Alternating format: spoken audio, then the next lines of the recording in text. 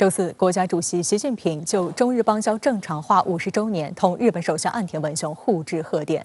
习近平指出，50年前的今天，中日两国老一辈领导人做出实现中日邦交正常化的重大政治决断，揭开了两国关系崭新篇章。习近平指出，50年来，在两国政府和两国人民共同努力下，双方先后达成4个政治文件和一系列重要共识，各领域交流合作不断深化，给两国和两国人民带来重要福祉，也促进了地区乃至世界和平与发展。习近平强调，我高度重视中日关系发展，愿同岸田文雄首相一道，引领双方以邦交正常化50周年为契机，顺应潮流大势，共同致力于构建契合新时代要求的中日关系。岸田文雄表示，50年来，日中两国在经济、文化、人员往来等广泛领域合作取得长足发展，双方携手开创日中关系新未来，具有重要意义。日方愿同中方一道，着眼下一个50年，推动构筑建设性、稳定的日中关系，共同促进两国、地区和世界的和平与繁荣。为纪念中日邦交正常化50周年，一系列庆典活动周四在中日两国举行。在日本东京，由中日邦交正常化50周年纪念庆典组委会主办的活动，分为白天、下午、晚上3部分。该组委会最高顾问包括日本前首相福田康夫、日本自民党前干事长二阶俊博，中方有驻日大使孔铉佑等人。备受两国民众喜爱的花滑名将羽生结弦也作为特别嘉宾出席了庆典。在周四外交部例行记者会上，发言人王文斌表示，50周年是中日关系发展史上的重要里程碑。在即将开启下一个50年的征程之际，中日应以两国领导人重要共识为指引，恪守中日4个政治文件确立的各项原则，重温建交初心，致力和平友好，顺应潮流大势，拓展互利合作，管控矛盾分歧，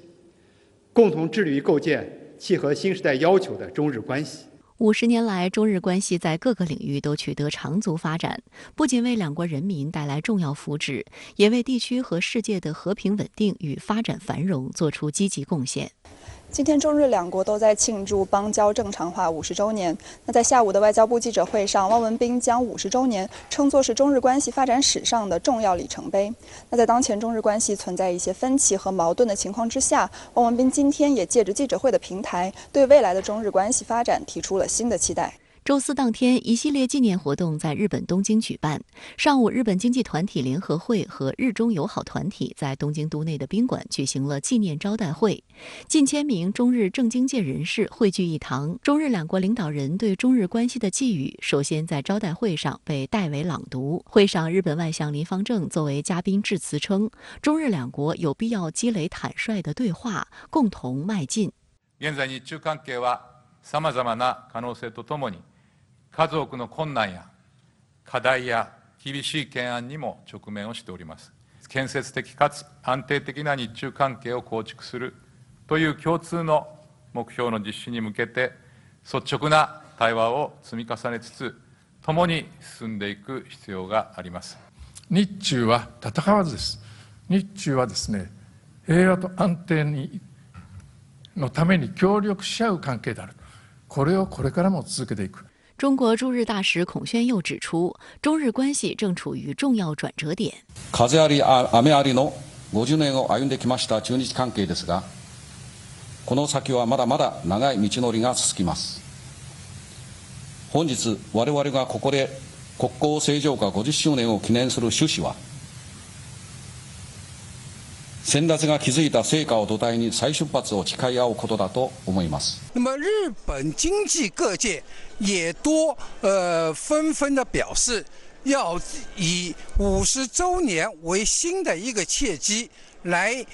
共同构筑安定而且有建设性的新的中日关系。毛峰透露，受疫情影响，今年的招待会规模虽然较往年有所缩减，但不乏亮点。这一次在干杯的时候，特意采用了那个中国的茅台，那么这个是别具深意的，因为在50年前，周恩来总理欢迎田中角荣的时候，用的就是茅台，所以呢，在这一次的招待会上面，特意用茅台来干杯，那么显示了中日经济财界各方人士多希望能够重温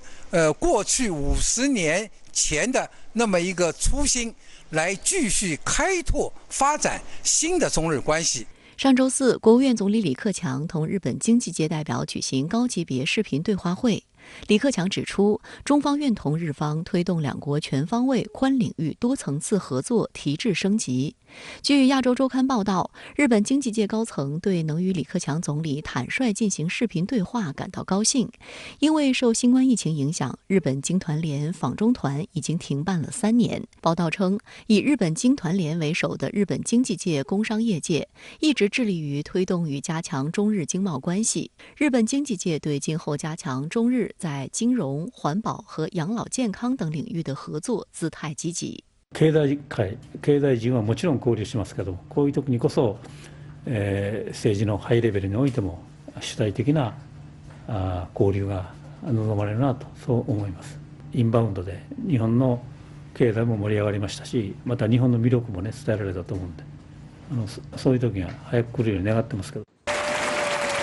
当晚，日本花滑名将羽生结弦作为特别嘉宾出席了中日邦交正常化50周年庆典。一上场就有兵迷为他送上鲜花和礼物，他跪地接受并表达了感谢。他说，在北京奥运时得到中国观众很多的关照和鼓励，感受到了中国民众的亲切和温暖。他说，今后将继续为促进中日交流而努力，希望日本和中国能够关系越来越融洽。羽生结弦在现场还秀了一小段中文。50年27岁，大丈夫？27岁。我今年24岁。27じゃあ24なんだっけ周囲これからあと5時間ほどで日中国交正常化してから51周年の、初日を迎えます。これからの50年も、共に力を合わせて頑張っていきましょう。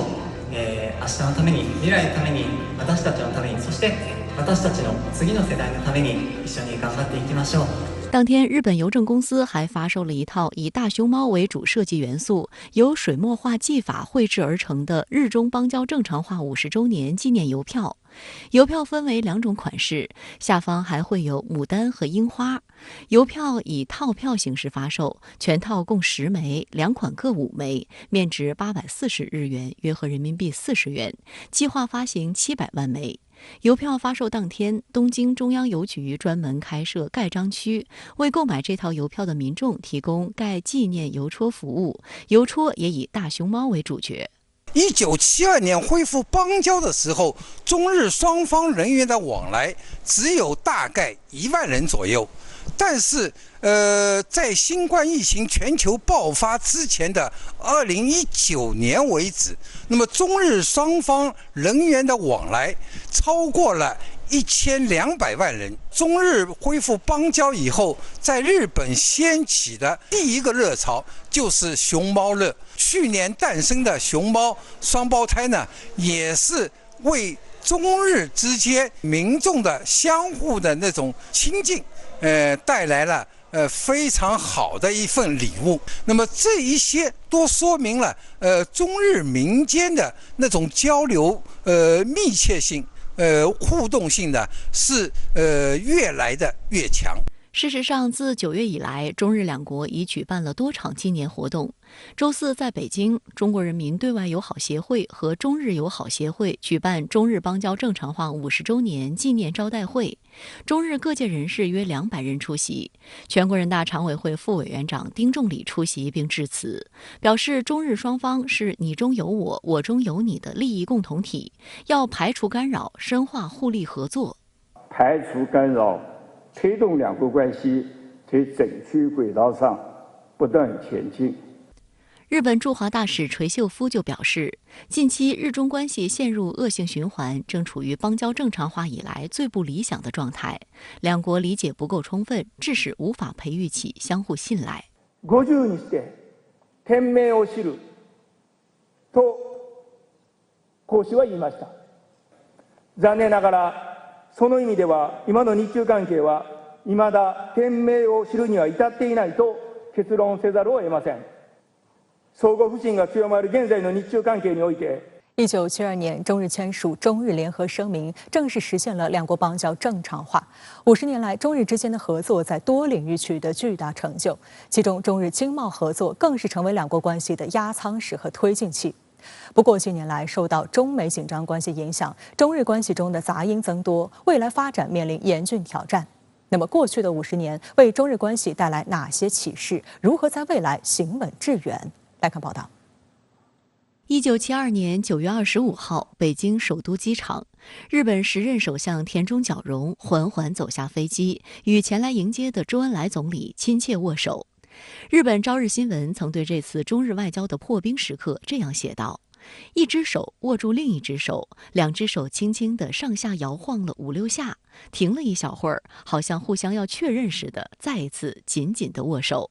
之后的9月29号，中日签署中日联合声明，正式实现了两国邦交正常化。此后，中日高层交往越来越多，各领域实现飞速发展。尤其在经贸合作上，统计显示，1972年中日双边贸易总额仅为10.38亿美元，1978年就猛升至48.2亿美元，增幅达4倍左右。这一时期，双方还缔结了中日和平友好条约，即以法律形式规定和保障了中日双边关系从正常化进入了和平友好时期。从2007年开始，中国已连续15年成为日本最大贸易伙伴国。2021年，两国贸易额为3714亿美元，其中日本对华出口为2055.5亿美元，从中国进口为1658.5亿美元。但受中美博弈加剧、中日关系波动、新冠疫情、俄乌冲突等多元因素交织影响，中日经贸合作面临的困难增多，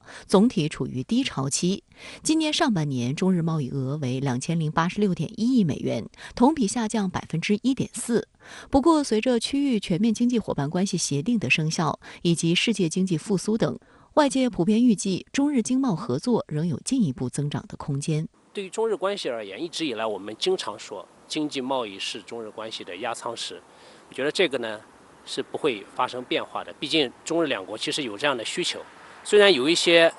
政治家特别是日方的一些政治家想要谋求跟中国脱钩，或者说在经济安全保障这一块然后对中国发起这种制衡等等，但我觉得经济贸易作为一个压舱石，恐怕短期内还是不会发生变化。日前，一场呼吁日本政府停止炒作台湾有事的紧急集会在日本东京举行。这场紧急集会负责人田中刚表示，当前日中关系面临的挑战与日本从属美国的外交政策有很大关系。田中刚进一步表示，日本政府近年来炒作台湾有事就是日本有事，渲染中国威胁论，就是为了找借口加剧军事扩张，这些都违反了中日联合声明。田中刚强调，不忘初心才能展望未来，改善日中关系迫在眉睫。当前日本政府在涉及军事安全特别是涉及我国的这个台湾的政策上，我觉得目前他们采取的是一种非常危险的这个平衡策略。那么稍有不慎，极有可能就会在东亚地区制造这个不稳定的这种事端他数次想要谋求打破一个中国的原则底线，但是随着中国出台的一些强制性的反制性的这个措施他又口头上又承诺坚持这个一个中国的这个原则，所以说呢，日本呢其实是在玩这个一个中国的原则这个文字游戏实际上一步一步的在试探中国的这种这个战略底线。好，相关地马上来连线特派人员管瑶，管先生你好。今天是中日邦交正常化50周年纪念日，中国国家主席习近平与日本首相岸田文雄互致贺电。习近平在贺电中强调，愿共建新时代中日关系。那您对此有何观察？好的，主持人，50周年，半个世纪，确实是一个分量很重、影响很大、意义深远的时间节点。亚洲前2大的经济体，东亚2个隔海相望的近邻，更广泛意义上的东亚儒家文明圈里的2个大国，此时此刻确实有必要抚今追昔，温故知新，那么更加有必要审时度势，博化未来。中国最高领导人在贺电中强调，高度重视中日关系发展，愿意同岸田一道引领双方顺应潮流大势，共同致力构建契合新时代要求的两国关系，共建新时代的中日关系。那么这是中方的一贯立场，也是中国最高领导人的一贯主张。上个月在致电慰问感染新冠的日本首相岸田时中国元首也曾强调，今年是中日邦交正常化50周年，愿意同你一道推动构建契合新时代要求的中日关系。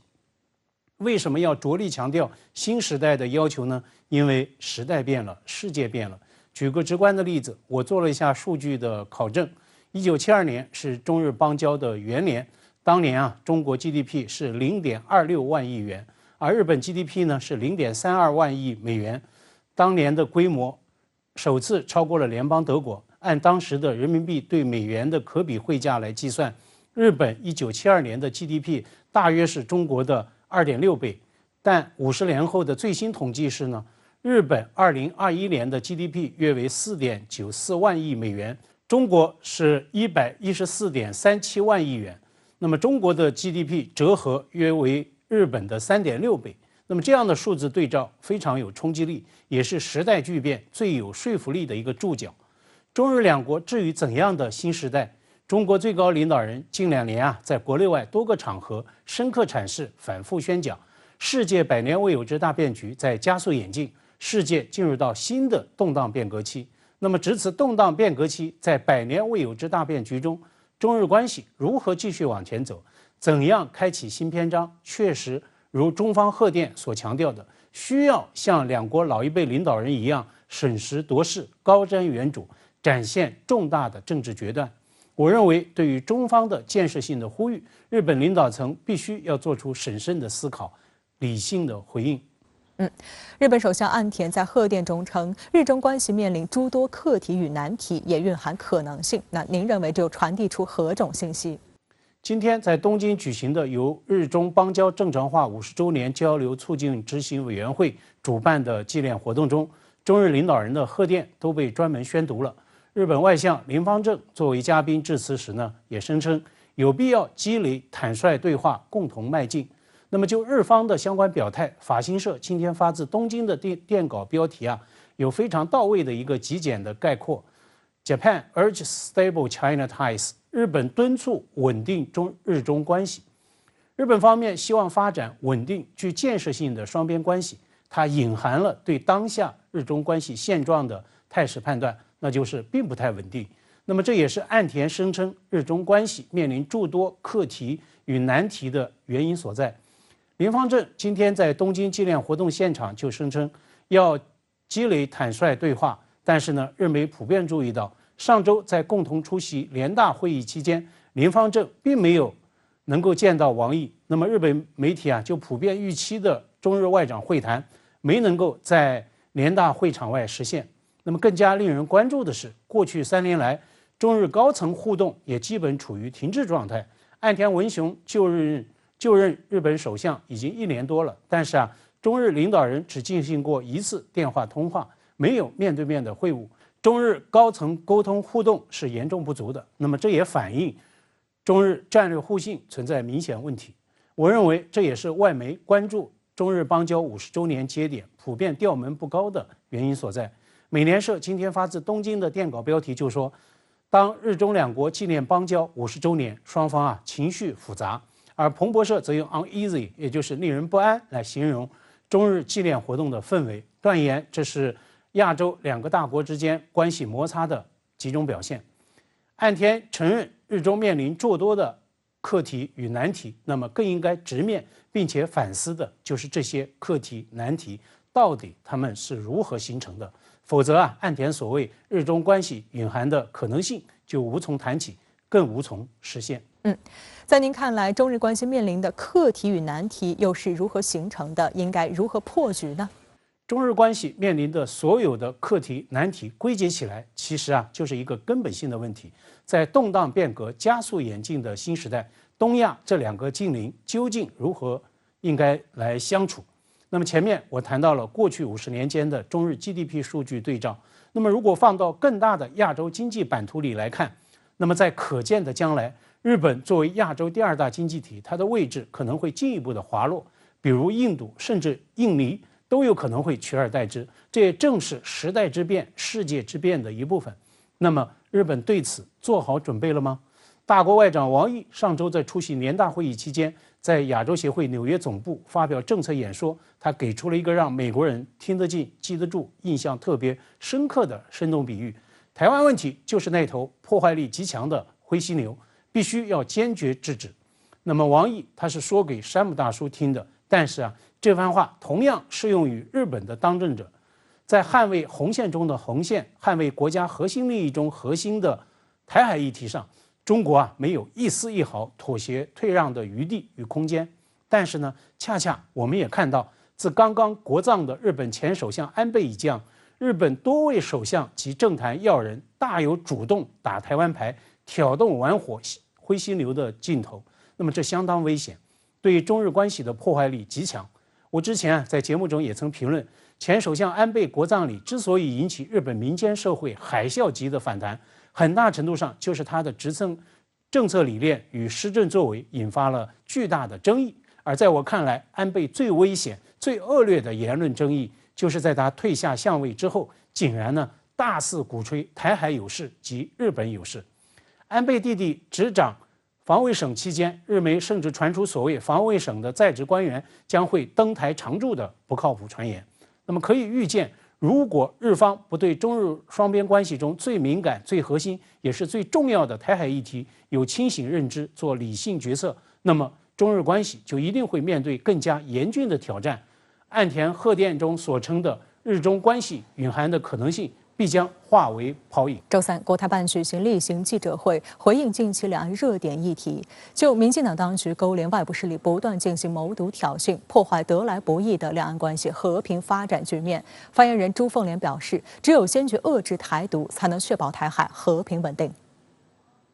有记者问，针对国务委员兼外交部长王毅在联合国大会强调对台主权，民进党当局却妄称决议从没有涉及到台湾在联合国体系当中的代表权问题。对此，朱凤莲表示，台湾问题的历史经纬、法理事实清清楚楚，台湾是中国一部分，大陆和台湾同属一个中国，这一事实从未改变，也不可能改变。中国在联合国的席位只有一个，不存在2个中国、一中一台的问题。联合国及其专门机构在处理涉及台湾的问题，均遵循一个中国原则。那一个中国原则呢，是国际社会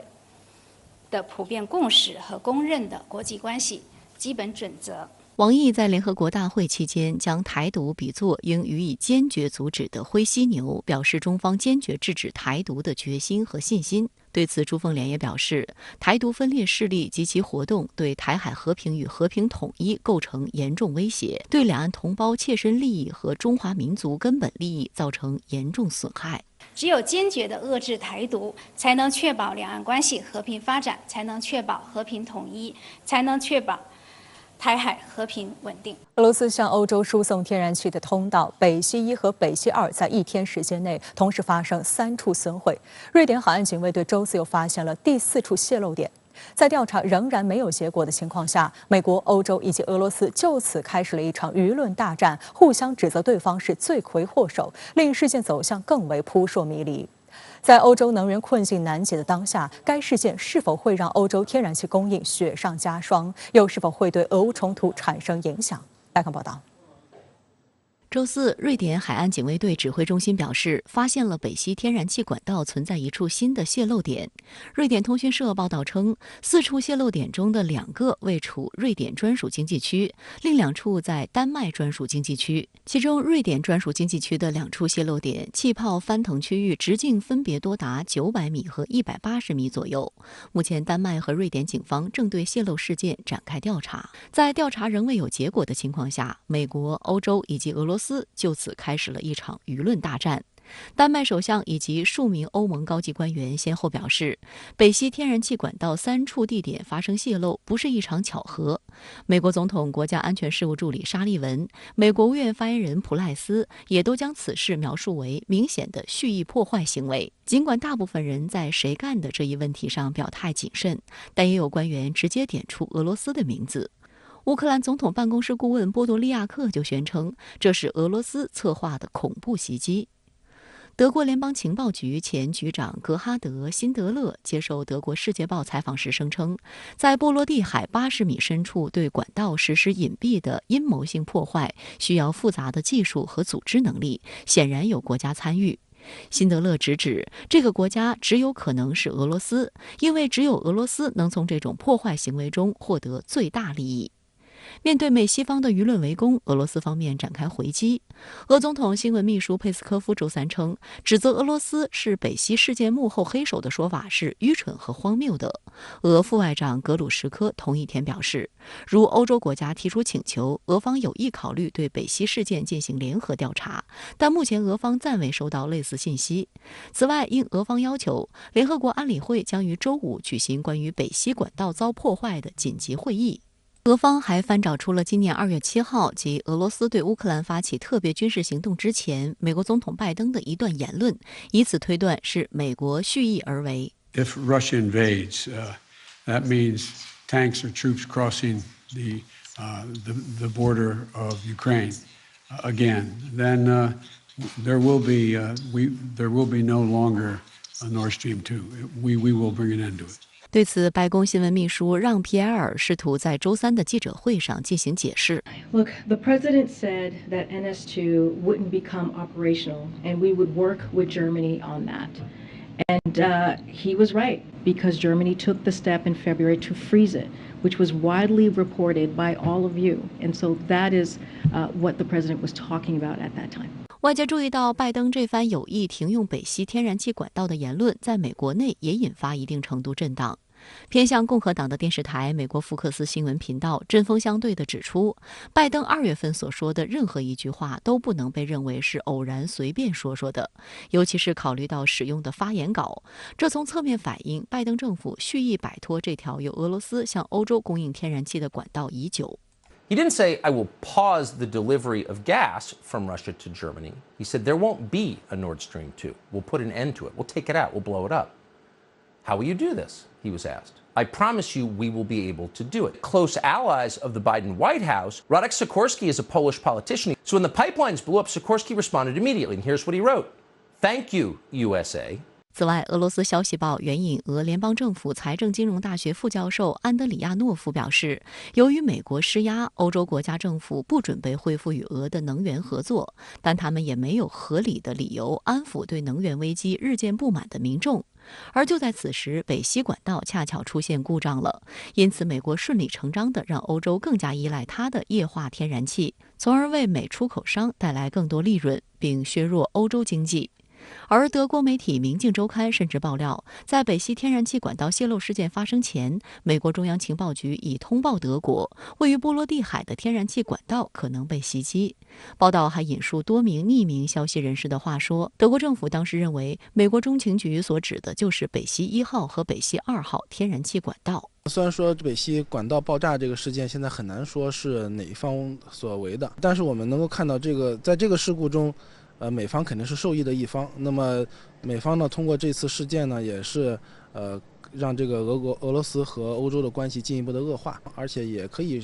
体现出来，就是美国对于俄乌冲突也好，或者说是俄欧关系也好，它的这样一个插手的力度，也是越来越上升的。北溪管道泄漏事件发生之后，国际舆论场猜测满天飞，但更多的则是巨大的不安，因为这一事件在多个层面产生负面影响。俄罗斯观点报周三指，北溪管道泄漏事件对每个国家而言都是一个重大信号，现在所有的水下天然气管道都处于危险之中。华盛顿邮报则认为，由于管道内仍有大量天然气，这引发人们对甲烷释放危害环境的担忧，它是导致气候变化的一个主要因素。另外，备受关注的是欧洲的能源危机可能雪上加霜。《纽约时报》称，虽然此次事件不会对欧洲能源供应产生立竿见影的效果，但它提升了俄罗斯与西方之间发生能源战的风险，也加剧了欧洲人的不安。而据俄罗斯《生意人报》周二的报道，对北溪管道的检查工作可能需要数周时间，修复工作可能持续数月甚至几年。这基本排除了今年冬天通过北溪向欧洲供应天然气的可能性。在此期间，国际能源价格势必产生动荡，进一步冲击欧洲，尤其是德国等国的经济和民生。有分析就认为，从北溪管道被蓄意破坏开始，破坏欧洲基础设施打开了潘多拉魔盒。俄独立报周三刊文称，北溪管道发生爆炸，表明乌克兰危机已直接转移到欧盟境内。究竟是谁组织了这场行动，并非最关键的问题。更重要的是，若可以破坏天然气管道，为什么不能炸毁德国的化工厂等设施？这些工厂都在使用俄燃料。文章认为，此次破坏活动的一个目的是使俄乌冲突国际化。值得注意的是，在俄欧关系因北溪管道被破坏一事再次紧张之际，德国前总理默克尔周二在出席一场活动时罕见发声，提醒西方国家，俄罗斯总统普京应该被视为一个认真的对话伙伴，他的讲话不应被忽视。 Worte ernst zu nehmen, sie nicht von vornherein damit abzutun, sie sei nur ein Bluff, sondern sich ernsthaft mit ihnen auseinanderzusetzen, das ist beileibe kein Zeichen von Schwäche oder Beschwichtigung, sondern ein Ausweis politischer Klugheit. Einer Klugheit, die dazu beiträgt, Handlungsspielräume zu erhalten oder, mindestens so wichtig, sogar neue zu erarbeiten. 外界普遍认为，默克尔指的是普京上周宣布部分动员令时发表的声明。普京当时表示，俄罗斯准备使用一切手段捍卫俄罗斯领土完整和人民安全，这被西方媒体解读为发出前所未有的核威胁。去年12月，默克尔卸任德国总理，结束了长达16年的默克尔时代。默克尔曾在东德长大，能够说一口流利的俄语。在他当政期间，德国一直与俄罗斯保持着密切联系。卸任后，默克尔鲜少公开谈及俄乌冲突，一度引发西方舆论非议。在2月份的简短声明和6月份的公开讲话中，默克尔在谴责俄罗斯的同时，仍呼吁西方国家应同俄罗斯保持对话。而在此次罕见公开发声中，默克尔还假设，若被誉为是20世纪后期最具影响力的欧洲领导人之一的德国前总理科尔在世，他将如何处理乌克兰危机？默克尔称，他认为科尔会尽一切努力保护和恢复乌克兰的主权和完整，同时也会展望未来，考虑目前来看几乎不可想象的事情，即如何重新发展与俄罗斯的关系。俄乌冲突之后，欧洲有一种即使是自己遭受很大的损失，也要彻底的遏制俄罗斯的战略势力。所以说，我觉得欧洲这样一个心态之下，才导致了近期俄欧之间的能源上的很多的矛盾。默克尔希望通过对话。希望不要和俄罗斯全面的这种发生对抗，不论是欧盟也好，还是北约也好，不要和俄罗斯有一个全面的这种兵戎相见。我觉得他一直秉承的是这样一种外交的理念。从这个角度出发呢，他也是希望欧洲能够发挥更多的作用，调节这种俄乌之间的冲突，然后让这个事态。进行一个降级，或者说是一个缓和。我们看到，在北溪1、2号天然气管道发生爆炸泄漏，那外界对于谁是这一事件的主谋仍是众说纷纭。那对此您怎么看？对于这一错综复杂、扑朔迷离的案件，我们只能尽量去分析其中的确定性。第一个确定性就是，这不是一起意外事故，而是一起蓄意破坏的行为，因为世界上不可能有那么巧的事情。北溪1、2号天然气管道几乎在3处不同的地方，并且在同一时间段内碰巧发生爆炸。关于这一点，无论是美国、俄罗斯还是相关欧洲国家，都众口一词做出了同样的判断。第二，在上百米深的海水底下爆破北溪1、2号天然气管道，这肯定不是一般意义上的恐怖组织与恐怖分子所为，因为他们既没有这样的作案动机，也没有这样的作案能力，这极有可能是某一个国家所为，是属于国家恐怖主义行为，而且是蓄谋已久的。第三个基本确定的事情是，炸毁北溪1、2号天然气管道的国家背后不仅仅有经济动机，也就是切断俄罗斯与欧盟之间的能源贸易关系，而且有着宏大的政治动机，也就是让俄罗斯与欧盟从此彻底断了勾勾搭搭、眉来眼去的念想，并且走向进一步的对立，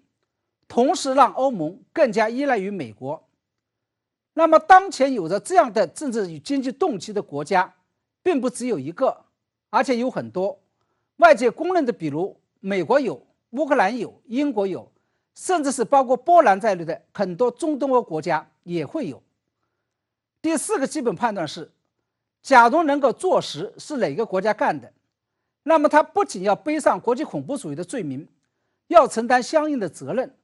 而且会跟极度依赖北溪1号相关的欧洲国家彻底闹翻。我认为，无论是哪个国家，包括中东欧国家、乌克兰甚至美国在内，都承受不起这个代价。那么这也就意味着，没有任何一个国家会出面认这件事情，即使是被抓到了把柄，也不会承认。这个案子将会成为又一个说不清道不明的国际公案。在北溪1、2号天然气管道被炸之后，俄罗斯第一时间就把矛头对准了美国，要求美方就这件事情做出回应。那对此您怎么看？我觉得这件事情的确是非常有意思。在并没有任何证据，甚至是也没有做出任何调查之前，美国与欧盟第一时间就把矛头对准了俄罗斯，认为是他们策划并实施了这一起袭击事件。那么对此，美欧的理据是，俄罗斯想通过这个措施，来在今年寒冬即将到来之前，进一步抬高欧洲的天然气价格，造成欧洲能源供应进一步紧张，并以此来打击欧洲的民心与民意，让他们站出来反对欧盟支持乌克兰与介入俄乌战争。同时，他们还认为，炸毁北溪1、2号管线之后，俄罗斯就可以以发生了不可抗力事件为由，名正言顺地停止向欧洲供气，并且逃过相关违约责任。同样，俄罗斯也在第一时间内将美国当成了怀疑对象，因为美国不仅是北溪1、2号管线被炸毁的最大受益方之一，而且拜登本人还曾经公开威胁过要终结北溪2号天然气管道项目。我个人认为双方的相互指责行为其实都是屁股决定脑袋，政治立场凌驾于事实之上的做法。不过，由于双方的体量都摆在这里，无论是美欧指控俄罗斯，还是俄罗斯指控美国干了这件事情，都不意味着一方会为此采取公开直接的军事手段来报复另外一方。但是这并不意味着这件事情将会船过水无痕。我个人认为，由于北溪1、2号天然气管线被炸是冲着俄乌冲突而来的，它等于是开了一个恶劣的先例，也就是某一方正在企图通过背后下黑手的方式来打击另外一方。接下来，埋在地底下与海底的所有天然气与石油管线，以及海底电缆，还有其他基础设施，都有可能会成为对方下黑手偷袭的目标，甚至不排除还会有另外一方针对对方国土上的核电站来下黑手。也就是说，国家恐怖主义的这个潘多拉魔盒一旦打开了，未来的世界将不得安宁。美国国防部宣布将向乌克兰提供价值11亿美元的新一批军事援助和物资。与此同时，欧盟也提出了针对俄罗斯的一揽子新制裁方案。对此，您又如何看呢？我认为，从美欧的这个动作中，我们可以看出，俄乌战争的局势实际上是在连环升级与螺旋式上升的。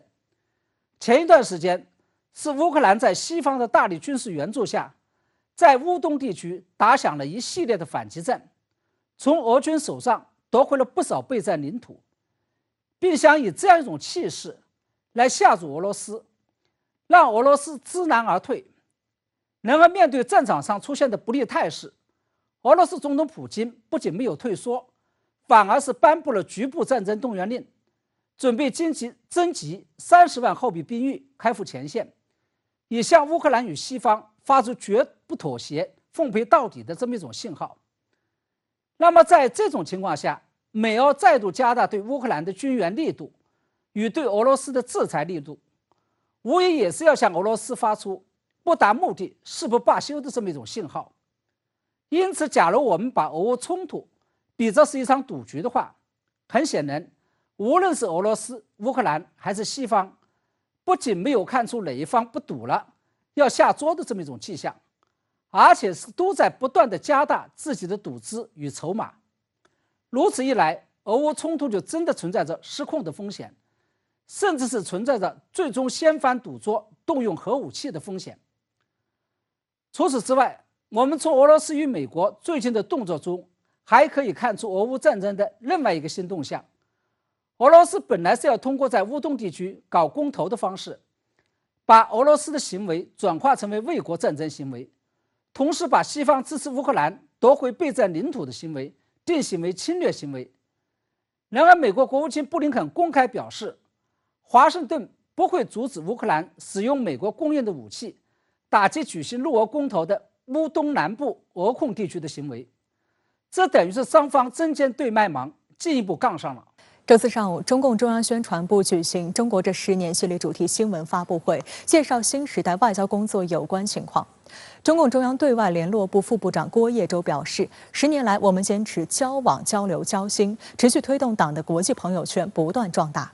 外交部副部长马朝旭介绍，党的18大以来，中国外交在习近平外交思想的指引下，经历了一系列风险考验，战胜了许多艰难险阻，办成了不少大事要事，取得了全方位开创性的历史成就，走出了一条中国特色大国外交新路，为实现2个100年奋斗目标、实现中华民族伟大复兴的中国梦营造了良好外部环境。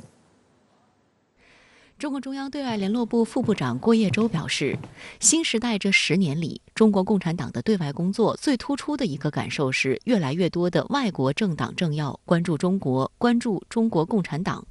我们也通过形式多样的政党对话，以及中非、中拉、中国与中东欧、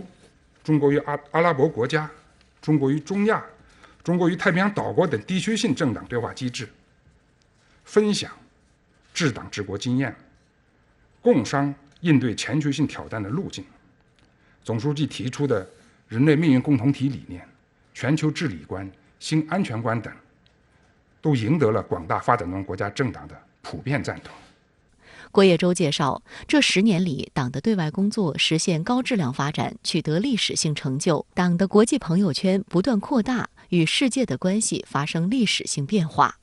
我们重视在自愿的基础上加强交流对话，既不输入外国模式，也不输出中国模式。我们重视相互借鉴，